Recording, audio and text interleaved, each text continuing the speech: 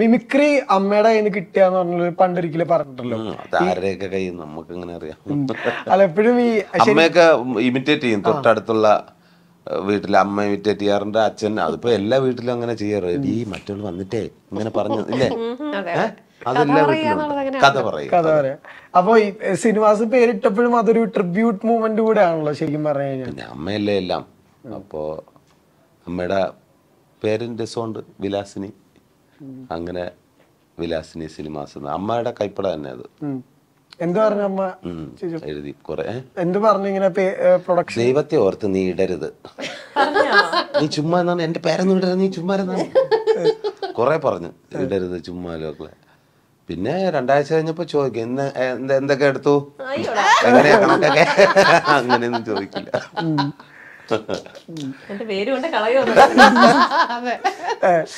നിങ്ങൾ രണ്ടുപേരും ഓരോ സെറ്റ് ചെയ്താണല്ലോ വന്നെ. അപ്പൊ എങ്ങനെയുണ്ട് സുരാജ് ചേട്ടൻ ആസ് എ പ്രൊഡ്യൂസർ? പ്രൊഡ്യൂസറോ ഭയങ്കര സ്ട്രിക്റ്റ് ആണ്.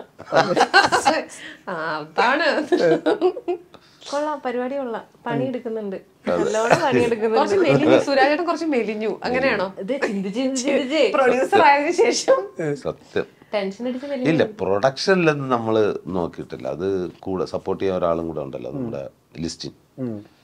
അതുകൊണ്ട് ആ ഏരിയ ഒന്നും നമുക്ക് ചിന്തിക്കേണ്ടതില്ല. നമ്മുടെ ക്രിയേറ്റീവ് സൈഡിൽ നല്ലോണം വർക്ക് ചെയ്യുന്നുണ്ട്.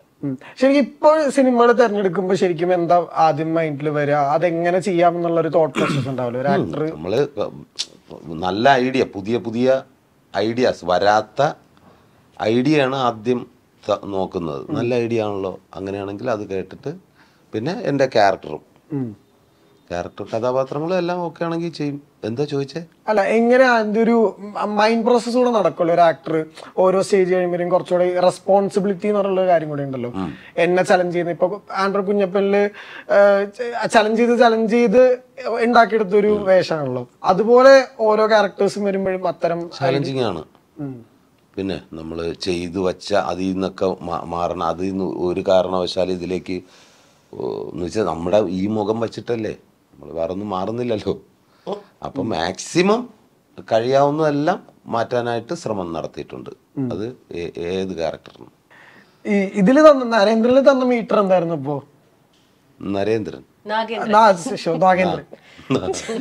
നാഗേന്ദ്രൻ എന്ന് പറയുന്നത് പിന്നെ എന്താ, പണിക്കൊന്നും പോവില്ല, മാന്യമായിട്ട് തള്ളയെ കൊണ്ട് പണിയൊക്കെ എടുപ്പിച്ച് അമ്മയെ പണിക്കൊക്കെ വിട്ട് പുള്ളി വീട്ടിൽ കുളിച്ച് നല്ല കുറിയൊക്കെ തൊട്ടിരിക്കുന്ന നല്ലൊരു ചെറുപ്പക്കാരൻ. വേറെ ഒരു പ്രശ്നമില്ല.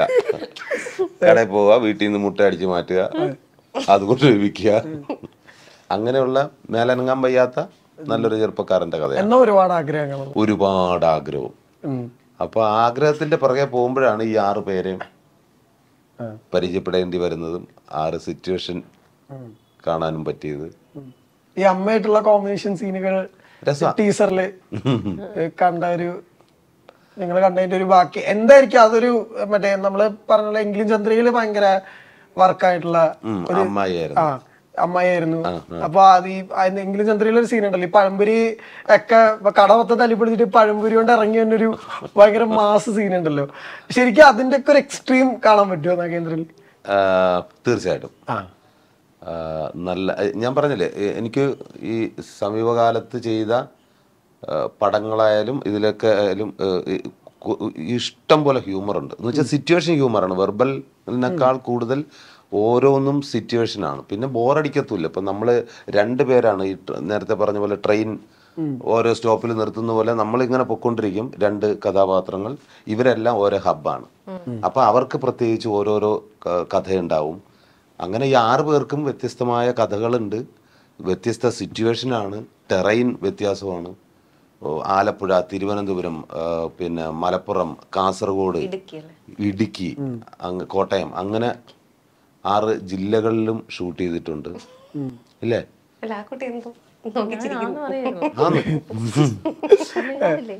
അങ്ങനെ രസകരമായിട്ടുള്ള ഒരു വെബ് സീരീസ് ആയിരിക്കും നമ്മുടെ നാഗേന്ദ്രൻസ് ഹണിമൂൺ. ഇപ്പൊ ഈ അമ്മയുടെ കാര്യം പറഞ്ഞപ്പോഴേ, വിലാസിനി പിക്ചേഴ്സ് ആദ്യം വന്നപ്പോഴേ, വിലാസിനി സിനിമാസ് ആദ്യം വന്നപ്പോഴും ഈ